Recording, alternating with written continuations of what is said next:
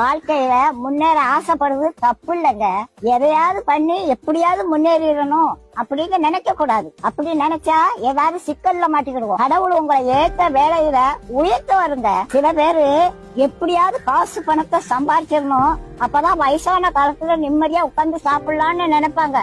வயசான காலத்துல காசு பணம் எல்லாம் இருக்கும், ஆனா ஒன்னும் அனுபவிக்க முடியாது. பாட்டி வீட்டுல ஒரு எலி ரொம்ப நாளா தொண்டை பண்ணிக்கிட்டு இருந்தது. அதை எப்படியாவது பிடிச்சிருந்தேன்னு கூண்டுக்குள்ள ஒரு தேங்காய் துண்டை குத்தி வச்சேன். ஒரு 9 மணிக்கு சத்தம் கட்டிச்சு, எலி மாட்டிக்கிட்டுச்சு. சரி இருக்கட்டும், காலையில எந்திரிச்சு காட்டு பக்கத்துல கொண்டு திறந்து விடுவோம் அப்படின்னு நினைச்சு தூங்கிட்டேன். காலையில பார்த்தா எலி உள்ளதான் இருந்துச்சு.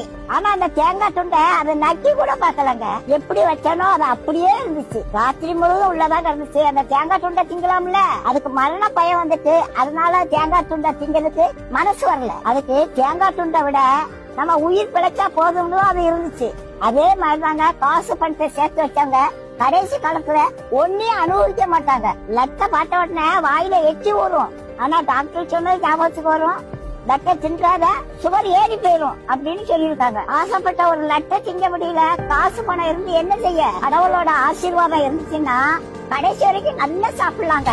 நாளைய தினத்தை குறிச்சு கவலைப்படாதீங்க. அந்தந்த நாளைக்கு அந்தந்த நாளோட பாடு போதுங்க. இன்னைக்கு சாப்பாடு கொடுத்த கடவுள் நாளைக்கு சாப்பாடு கொடுக்க